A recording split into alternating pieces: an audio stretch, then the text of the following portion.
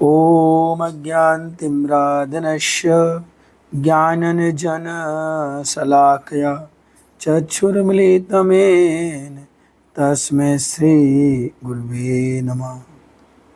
श्रीचैतन्यमनोभीष्टं स्थापितं येन भूतले स्वयं रूपं कदा मह्यं ददाति स्वपदान्तिकं।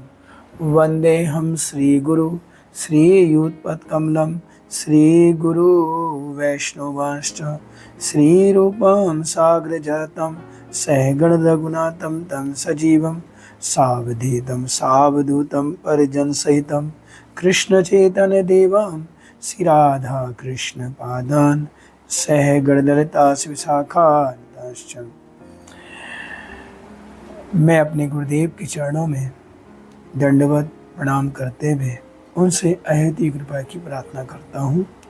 इसके अलावा सभी वैष्णव वैष्णवी के चरणों में दंडवत प्रणाम करते हुए आप सभी से भी अहेतु कृपा की प्रार्थना की याचना करता हूँ। हरे कृष्णा। हम सब लोग इस समय श्रील रूप गोस्वामी प्रभुपाद जी की कथा का श्रवण कर रहे हैं। श्रील रूप गोस्वामी प्रभुपाद जी जब महाप्रभु से प्रयागराज में उनका मिलन हुआ, महाप्रभु ने प्रयागराज में 10 दिन तक महाप्रभु के साथ रहे और जो अमूल्य शिक्षाएं थी रूप गोस्वामी ने उनको ग्रहण किया। यहाँ तक हमने अब तक इसका कथा का श्रवण किया। आगे की कथा आज हम उसे श्रवण करेंगे। 10 दिन रूप को इस प्रकार, मतलब रूप गोस्वामी को 10 दिन उपदेश करने के पश्चात महाप्रभु प्रयागराज से वाराणसी यानी काशी के लिए प्रस्थान किया।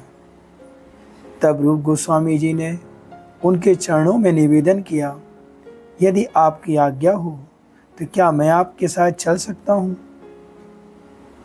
मुझसे आपका विरह सहन नहीं होगा। अब मैं आपके लिए ही आया हूँ। सब कुछ छोड़ करके मैं आपके संग चलना चाहता हूँ। महाप्रभु ने कहा, अभी तुम वृंदावन जाओ। वृंदावन से लौटकर गौड़ देश होते हुए नीलांचन में मुझसे आके मिलना। इतना कहकर महाप्रभु नौका पर चढ़ गए और वाराणसी यानी काशी जाने लगे। रूप उस समय मूर्छित होकर के भूमि पर गिर पड़े। दूसरे दिन उन्होंने अनुपम गोस्वामी के साथ वृंदावन की यात्रा की। मथुरा पहुंचकर उनकी सुबुद्धि राय से भेंट हुई। सुबुद्धि राय भी गौड़ के एक अधिकारी थे और बादशाह हुसैन शाह ने अपने प्रारंभिक जीवन में उनकी नौकरी की थी। मतलब किसी समय जो आज गौड़ देश के सुल्तान थे, हुसैन शाह जी थे, तो किसी समय हुसैन शाह ने भी सुबुद्धि राय के पास नौकरी की थी। एक समय किसी अपराध के कारण सुबुद्धि राय ने उनके पीठ पर चाबुक मारा था, जिसका निशान मौजूद था। एक बार हुसैन शाह अपनी बैगन यानी वाइफ ने उन्हें से देखकर इसका कारण पूछा। मतलब एक बार हुसैन शाह आराम कर रहे थे, उनकी जो वाइफ थी उन्होंने पूछा, आपके ये चाबुक के निशान कैसे हैं? तब हुसैन शाह ने सारी बात विस्तार से बताया। बेगम सुनते ही आँख बबूला हो गई। मतलब उन्हें गुस्सा आया कि वे मेरे कौन होते हैं। उसने सुबुद्धि राय को प्राण दंड देने का आग्रह किया। हुसैन शाह ने कहा, ऐसा मैं नहीं कर सकता। जिसने मुझे उन स्थितियों में, जब मेरी स्थिति ठीक नहीं थी, मुझे आश्रय दिया, जिसका मैंने नमक खाया, उसकी मैं हत्या नहीं कर सकता। तब बेगम और अन्य लोगों ने मिलकर निश्चय किया कि सुबुद्धि राय को प्राण नाश करने की बजाय, मतलब उनको मृत्युदंड देने की बजाय उनका धर्म नाश कर दिया जाए। और ऐसा ही किया गया। उनके मुख में कड़वे का पानी डालकर उन्हें जाति भ्रष्ट कर दिया गया। उस समय प्रथा थी, अगर कोई व्यक्ति, हिंदू व्यक्ति कड़वे का पानी पी ले तो उसका जाति भ्रष्ट हो जाती थी, वो हिंदू नहीं रहता था। जाति भ्रष्ट होने से सुबुद्धि राय विषय संपत्ति त्याग कर काशी पहुँचे और उन्होंने वहाँ पंडितों से इसका प्रायश्चित पूछा कि मैं ऐसा क्या करूं कि मैं वापस अपने धर्म में आ सकूं। तब वहाँ पर पंडितों ने कहा कि आप एक काम कीजिए, तप्त घृत का पान कर प्राण त्याग देने की सलाह दी। ये तप्त घृत का मतलब हुआ घी को गर्म करके उसको पी जाओ और अपना प्राण दंड दे दो, मतलब मृत्यु की हो जाओ। लेकिन ये उनका सौभाग्य था। उसी समय चैतन्य महाप्रभु काशी में आए और उन जाकर के महाप्रभु से मिलते हैं और पंडितों द्वारा बताई गई प्रायश्चित के अनुसार प्राण त्याग करने के लिए सुबुद्धि राय ने उनसे परामर्श किया, क्या मैं अपने प्राण त्याग दूं? महाप्रभु ने कहा, प्राण त्यागने की कोई आवश्यकता नहीं। तुम वृंदावन जाओ और वहाँ की पवित्र रज में नित्य लोटा करो और श्री कृष्ण नाम का जप और ध्यान करो। इससे तुम्हारे पाप तुरंत क्षय हो जाएंगे, नष्ट हो जाएंगे। एक कृष्ण नाम में जितने पाप क्षय करने की क्षमता है, उतने पाप करने की जीव में क्षमता नहीं। अब देखिए महाप्रभु कितनी अच्छी बात कह रहे हैं कि एक कृष्ण नाम कोई कर ले तो उसके जीवन में जो पाप नष्ट हो जाएंगे, उतना कोई पाप नहीं कर पाएगा। मतलब महाप्रभु कहना चाहते हैं कि एक कृष्ण नाम में पाप क्षय करने की जितनी शक्ति है, उतने पाप करने की जीव में क्षमता नहीं। मतलब जीव कितना से अघन पाप भी कर ले, लेकिन एक कृष्ण नाम की इतनी बड़ी शक्ति कि सारे पाप नष्ट हो जाते हैं। इसलिए जीवन में हमें कृष्ण नाम जरूर लेना चाहिए। हमें अपने जीवन में कृष्ण जो धन है, ऐसा धन है जो जिसकी कोई कीमत नहीं है, इसका कोई मूल्य नहीं है। महाप्रभु स्वयं कह रहे हैं कि अगर कोई व्यक्ति अपने जीवन में एक कृष्ण नाम को लेने से, एक ही कृष्ण नाम को लेने से ही कितनी शक्ति है कि उसके कितने झगन से झगन पाप भी खत्म हो जाते हैं। जीव के अंदर क्षमता नहीं कि पाप को कर पाए, लेकिन ये ध्यान रखना, ऐसा ना करें कि मैं पाप करता जाऊं, वो कृष्ण नाम लेता जाऊं। ये तो बड़ा अपराध हो जाएगा। हाँ, उसने जाने अनजाने में कोई अगर पाप कर दिया है, अपराध कर दिया है, तो उसके प्रति भगवान से क्षमा याचना करे कि प्रभु अब मैं ऐसा नहीं करूँगा, प्रभु मुझ पर कृपा करें। और उसका प्रायश्चित करने के लिए उसका भगवान का नाम, कृष्ण नाम लेता रहे, तो उसके सारे पाप भी कट जाएंगे और भगवान ही उससे प्रसन्न होंगे। लेकिन हाँ, अपना जीवन उसे सात्विक बनाना पड़ेगा। इसके लिए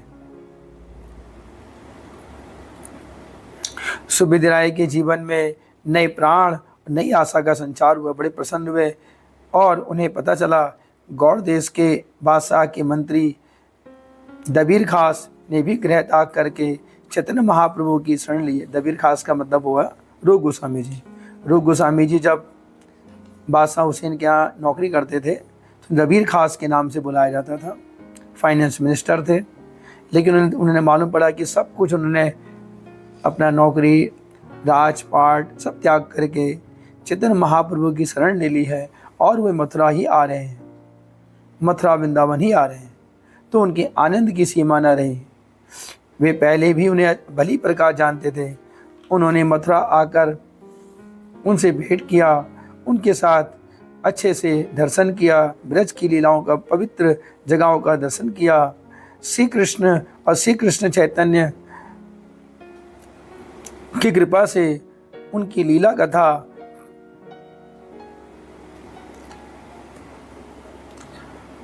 वर्णन करते हुए उनके सानिध्य में आनंद व्यतीत किया। मतलब सुबुद्धि राय जी, रूप गोस्वामी जी, अनुपम गोस्वामी जी, तीनों लोग मिलकर के ब्रज की दर्शन करते, आपस में चर्चा करते। ये उन्होंने बहुत समय तक आनंद का विषय महसूस किया।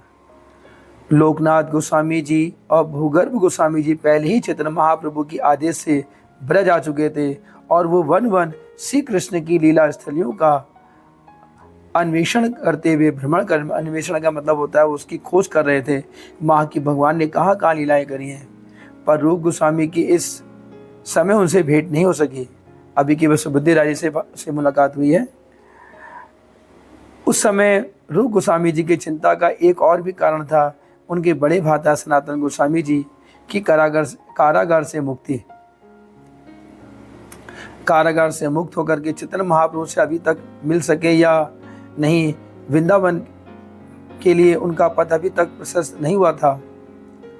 उन्हें दिन रात इस बात की चिंता थी।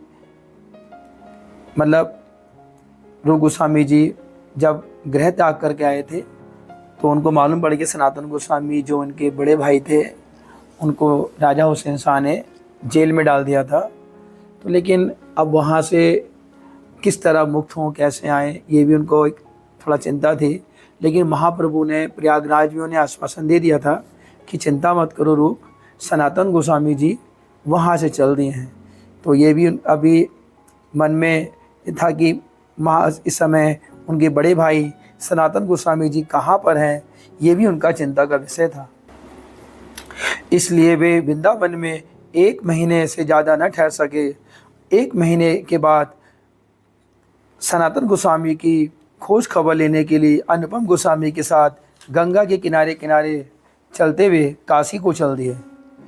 इसी समय सनातन काशी में महाप्रभु से मिलने के पश्चात राजपथ से मथुरा गए। अब दोनों का रास्ता अलग अलग हो गया।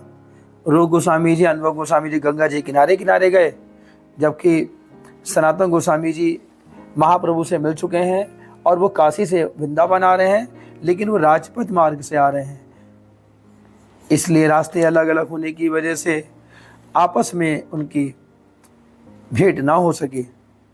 काशी पहुंचकर जब मालूम पड़ा कि बड़े भाई वृंदावन की तरफ चले गए हैं और महाप्रभु नीलांचल की तरफ जा चुके हैं,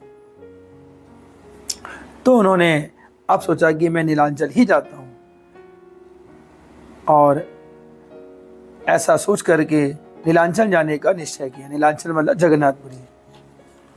अनुपम ने आग्रह किया, अनुपम जो उनके छोटे भाई थे उन्होंने आग्रह किया गौड़ देश होकर के नीलांचल जाने का, क्योंकि सनातन गोस्वामी भी गृह त्याग करके चले आए हैं, वहाँ की विषय संपत्ति की पूरी जानकारी भी नहीं मिली है।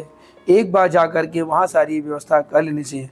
क्योंकि देखो, जब रूप गोस्वामी जी, सनातन गोस्वामी जी, अनुपम तीनों भाई थे, तीनों भाई ने जब गृह त्याग कर दिया है तो अभी घर में परिवार के और सदस्य भी हैं। तो एक बार अनुपम गोस्वामी जी बोले कि एक बार जा कर के परिवार की क्या व्यवस्था है उसे देख करके हम लोग का क्या नाम है जगन्नाथपुरी में महाप्रभु के पास जाएंगे।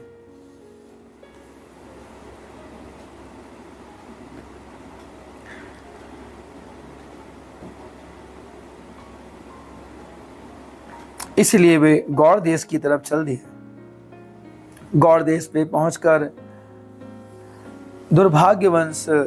दुर्भाग्य से अनुपम गोस्वामी जी नित्य लाभ प्रविष्ट हो गए और फिर रूप गोस्वामी ने अपनी सारी क्रियाओं को करके रूप अकेले ही इस दायित्व को संसारी समस्याओं का सामना करते हुए यथाशीघ्र सबका समाधान किया और फिर उसके बाद नीलांचल की पदयात्रा की। अनुपम के एकमात्र पुत्र शिवजीव गोस्वामी थे, उस समय बहुत छोटे थे जब अनुपम गोस्वामी जी नित्य लीला प्रविष्ट हुए, जब उनकी मृत्यु हो गई तो उनके जो पुत्र थे जीव गोस्वामी थे वो छोटे थे। नीलांचन की यात्रा करने से पूर्व रूप गोस्वामी ने उन्हें प्राण भर आशीर्वाद देकर परिजनों के साथ वाकला भेज दिया। रूप गोस्वामी ने महाप्रभु के प्रिय पार्षद श्री हरिदास ठाकुर जी के विषय में सुन रखा था।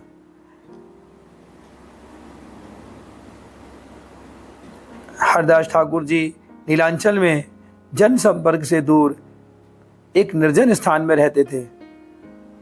3 लाख नाम का जप करते और दर्शन के लिए जगन्नाथ मंदिर के अंदर ना जा करके मंदिर के चूड़ा के मतलब जो सुदर्शन थे दूर से दर्शन करते और जगन्नाथ जी के दर्शन की अपनी जो प्यास होती है मिटा लेते, क्योंकि वो अंदर तो जाते नहीं थे, बाहर से। उसका कारण था हरिदास ठाकुर जी जो थे उनका जन्म जो था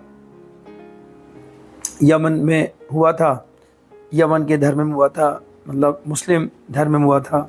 इसलिए एक समय, अब इसकी कथा हरिदास ठाकुर जी की आगे हम देने का प्रयास करेंगे, लेकिन एक उनका बचपन से ही श्री कृष्ण के प्रति प्रेम, महाप्रभु के प्रति आस्था थी, तो इसलिए जगन्नाथपुरी का नियम था कि दूसरे धर्म के लोग नहीं जा सकते हैं। इसलिए हरिदास ठाकुर जी केवल बाहर से दर्शन करके चले जाते ताकि उनको कोई उनका स्पर्श भी ना करे। और लेकिन मैं मानता हूँ हरिदास ठाकुर जैसे शुद्ध भक्त हमें नहीं मिलेगा। बहुत शुद्ध भक्त थे। 3 लाख माल जप करना और 2 घंटे या 3 घंटे विश्राम करना, बहुत कम खाना, कृष्ण नाम समर्पण, ये बड़ी अच्छी उनका कृष्ण के प्रति समर्पण था।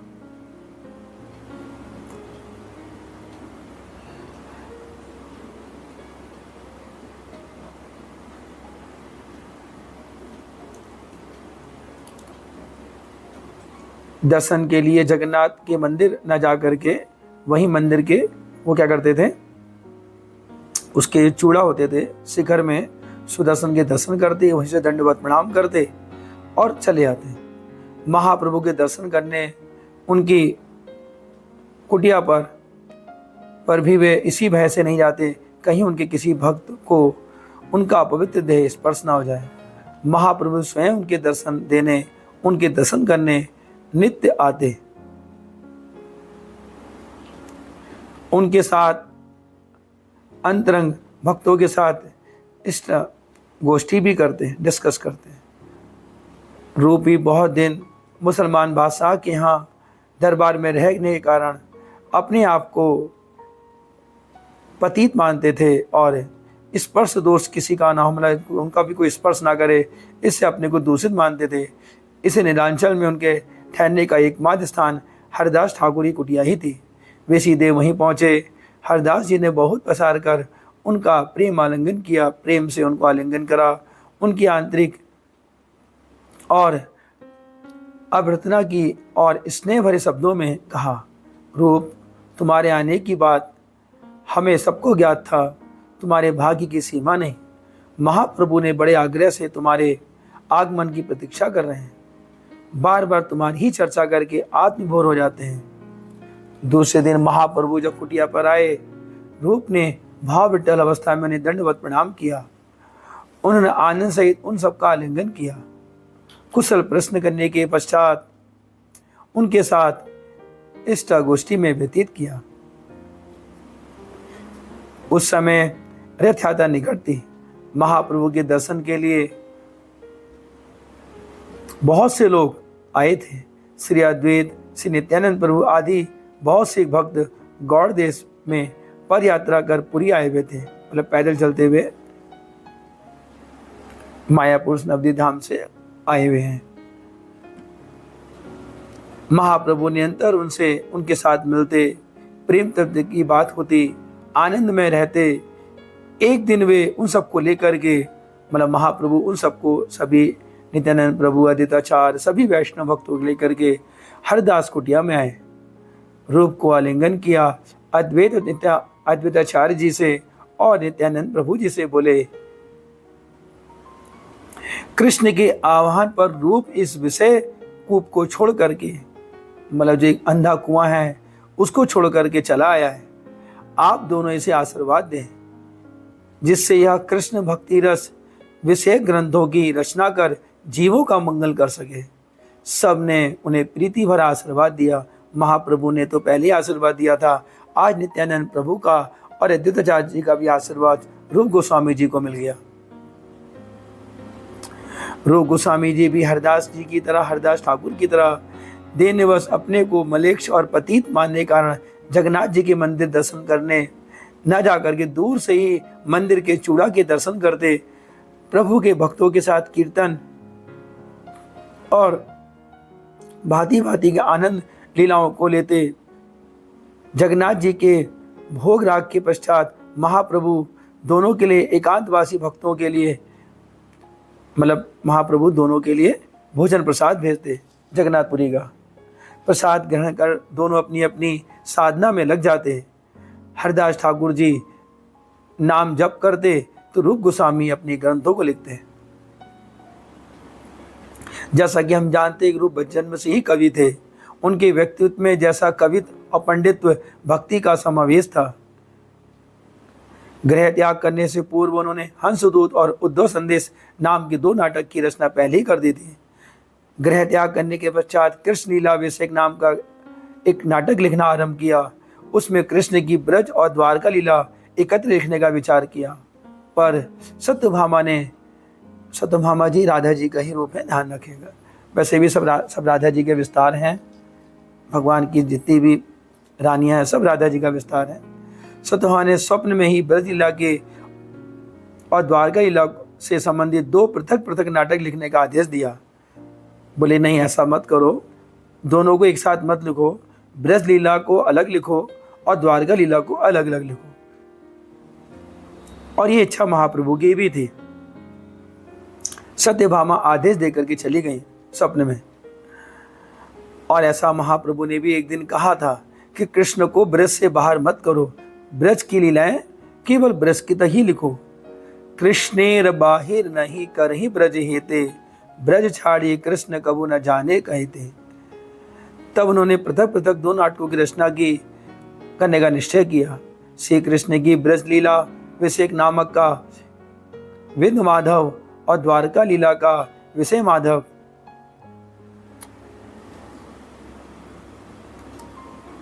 नाटक का नाम ललित माधव रखा। मतलब जो ब्रज की लीलाएं थी, रूप गोस्वामी जी ने उसे विंध माधव नामक ग्रंथ में लिखा, और जो द्वारका की लीलाएं थी उसे ललित माधव नामक ग्रंथ में या नाटक में लिखा। नीलांचल में रहते समय वे इन्हीं 2 नाटकों की रचना में हमेशा संलग्न रहते थे। अधिकांश भाग उन्होंने वहाँ लिख दिया था, लेकिन कुछ भाग जो रह गया था उन्होंने जा कर के वृंदावन में जब वृंदावन पहुँचे थे तो वहाँ जा कर के पहले विंध माधव को समाप्त किया, फिर ललित माधव को लिखा। याद रखिएगा, विंध माधव नाटक में ब्रज की लीलाएं हैं और ललित माधव में भगवान की द्वारका लीलाओं का वर्णन है। इस ग्रंथ और भक्ति रस के अन्य महत्वपूर्ण ग्रंथों के लिए जिनकी रूप गोस्वामी ने पीछे रचना की, उन ब्रज रस और सम्यक ज्ञान के लिए ब्रज रस की आंतरिक उपलब्धि प्रयागराज में महाप्रभु के द्वारा पहले ही उनको योग्यता प्रदान कर दी गई थी, पर नीलांचल में उन्हें उन महाप्रभु का लंबे समय तक सानिध्य मिलने से, इसका अमृतमय संग होने से इस रस का उस निरंतर बढ़ता गया। मतलब वैसे तो रूप गोस्वामी जी को शिक्षाएं महाप्रभु ने दे दी थी, लेकिन रूप गोस्वामी जी जो नीलांचल में महाप्रभु के साथ रहे लंबे समय तक, इससे उनकी रस में और वृद्धि हो गई। और वो ऐसा लिखते थे बहुत बढ़िया से कि क्या लिखते जा रहे, इसका कोई अमूल्य था, जिनकी विश्व भर के साहित्य में तुलना नहीं की जा सकती। रस साहित्य को नई दिशा प्रदान की, मानव के चरम उत्कर्ष का नया मार्ग प्रशस्त किया। इसके अलावा महाप्रभु के अतिरिक्त उन्हें यहाँ और दो पार्षदों को, महाप्रभु के 2 पार्षदों का उन्हें और संग मिला। जब जगन्नाथपुरी में रहे तो महाप्रभु का संग तो मिला ही मिला, साथ में महाप्रभु के 2 पार्षदों का और संग मिला। ये थे स्वरूप गोस्वामी और राय रामानंद प्रभु। स्वरूप दामोदर नवद्वीप के वासी थे। बाल्यकाल से महाप्रभु के प्रति अनुरागी थे। महाप्रभु के संन्यास लेने के पश्चात यह भी संन्यास ग्रहण कर लीलांचल चले आए थे।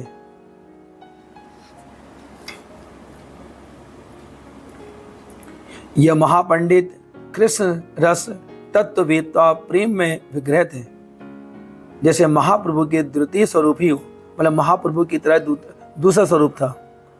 महाप्रभु का मनोभाव केवल वही जानते थे। महाभाव के मूर्त विग्रह महाप्रभु प्रेम भक्ति धर्म के विरुद्ध या रसा हास्युक्त कोई गीत या रचना नहीं सुन सकते थे। उन्हें जब कोई गीत श्लोक या ग्रंथ सुनाता तो पहले स्वरूप दामोदर उसकी परीक्षा करते। स्वरूप की एक विशेषता यह थी कि वे बड़े संगीतज्ञ थे। उन्हें संगीत में गंधर्व के समान और शास्त्र में बृहस्पति के समान कहा जाता था। संगीते गंधर्व सम शास्त्र बृहस्पति। महाप्रभु की कृष्ण विरह दिशा में उनके मनोभाव के अनुकूल विद्यापति, चंडीदास और गीत गोविंद के पदों का कीर्तन कर या भागवत के श्लोक पढ़ उनके भाव की पुष्टि कर उन्हें सुख देते थे। मतलब जो हमारे स्वरूप गोस्वामी जी थे, ये महाप्रभु के भावों को समझ जाते और महाप्रभु के सामने जो भी कुछ आता, कुछ भी सुनाना होता, श्लोक ग्रंथ संगीत, तो पहले उसकी अच्छी से समीक्षा करते और जब समझ जाते कि ये सब ठीक है तभी उसको सुनाते हैं। दूसरे थे रामानंद राय।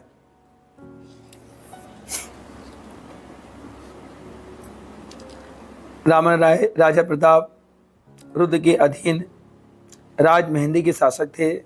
गोदावरी के तट पर बसे विद्यानगर में उनका मुख्य कार्यालय था। उड़ीसा के श्रेष्ठ वैष्णव और नाट्यकार के रूप में उनकी ख्याति थी। जगन्नाथ बल्लभ नाट्य की उन्होंने रचना की। महाप्रभु की दक्षिण यात्रा के समय उनकी उनसे भेंट भी। उनके साथ कथोपकथन मतलब डिस्कस के समय उन्होंने उनके मुख से भजन साधन की विभिन्न श्रेणियां और ब्रज रस सिद्धांत सुना। बाहरी दृष्टि महाप्रभु के उपदेष्टा थे। महाप्रभु दैन्यवत उनसे कहा करते थे, मैं ठहरा सुसन्यासी, ब्रज रस की बात मैं क्या जानूं, तो वह तुम्ही ने सिखाया। राय रामन जी उत्तर देते, प्रभु ब्रज रस कांत भाव राधा प्रेम की महिमा मैं क्या जानूं, मैं तो आपकी काष्ठ पुतली हूँ। आप जैसा नचाते हैं वैसा ही नाचता हूँ। आप तो जो मुझसे कहते हैं वही, जो कहलवाते हैं वही मैं कहता हूँ। राय कहे इहा इमी किचुन न जानी, तुम्ही जेई कहाओ से कहीं बानी। तुम्हारे शिक्षाएं पढ़ी जेन पाठ, साक्षर ईश्वर तुम्ही के मुझे तुम्हार बाट। मैं राम जी का जैसा आप कहते हैं वैसा, जैसा मुझे पढ़ाते हैं वैसा मैं कहता हूँ। इन दोनों महापुरुषों के संग में रूप गोस्वामी जी ने ब्रज रस के संबंध में बहुत कुछ सीखा। मतलब राय रामानंद जी से और स्वरूप गोस्वामी से, दोनों से इन्होंने बहुत कुछ सीखा। रथ यात्रा का समय आया। लाखों की संख्या में नर नारी जगन्नाथ जी की यात्रा में आए हुए थे। रथ यात्रा का बहुत बड़ा आकर्षण था। रथ के सामने महाप्रभु चैतन्य देव की देव दुर्लभ नृत्य कीर्तन। रथ खींचना प्रारंभ होते ही भक्त मंडली के साथ कीर्तन करने लगते। उनका गौर कांति युक्त देह, महाप्रभु का जो सुंदर गौर कांति युक्त, उस ऐसे तपते पिघले हुए सोने के समान ऐसे सुंदर देह लंबे से ऐसे नृत्य करते सब मोहित हो जाते थे। दिव्य देह असाधारण सात्विक प्रेम विकास में परिपूर्ण हो जाता। उनके दर्शन कर यात्री बड़े आनंद विठल हो जाते। रथ यात्रा का कार्यक्रम कई दिन चलता रहा। रूप और दूसरे महाप्रभु के खंड नृत्य और कीर्तन का दर्शन कर भाव समुद्र में गोते खाते, अपनी भजन कुटी को लौट आते।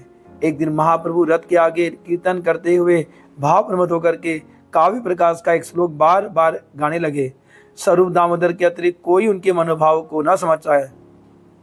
रूप ने श्लोक सुनकर उसी समय श्लोक का अर्थ सूचक एक श्लोक बनाया। दूसरे दिन प्रातः उसे एक ताल पत्र में लिख करके कुटिया में छप्पर पे उन्होंने वहाँ गाड़ दिया। जो हमारी कुटिया होती है, घास की छप्पर होती है, तो वहाँ पर एक लकड़ी होती है, उस पर उसको टांग दिया। दूसरे दिन प्रातः उन्होंने एक ताल में लिख करके कुटिया की छप्पर पर टांग दिया। उसी समय महाप्रभु पधारे। उनकी दृष्टि छप्पर पे उड़ते हुए ताल पत्र पे पड़ी। उसे निकालकर उन्होंने श्लोक को पढ़ा। श्लोक पढ़ते ही बड़े आविष्ट हो गए। रूप समुद्र स्नान से लौटे। महाप्रभु प्यार से थप्पड़ मारकर उन्हें आलिंगन किया और बोले, कोई तो मेरे श्लोक का अर्थ नहीं समझा, तुमने मेरे मनोभाव कैसे समझ लिया। महाप्रभु बड़े प्रसन्न हुए। रूप गोस्वामी जी को नीलांचल में रहते हुए 10 महीने हो गए।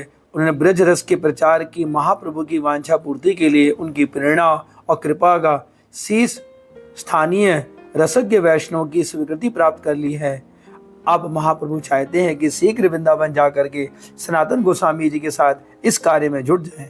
इसलिए अब रूप गोस्वामी जी महाप्रभु का आशीर्वाद ग्रहण कर वृंदावन के लिए प्रस्थान करते हैं और उन्हें विदा करते समय महाप्रभु आज्ञा करते हैं,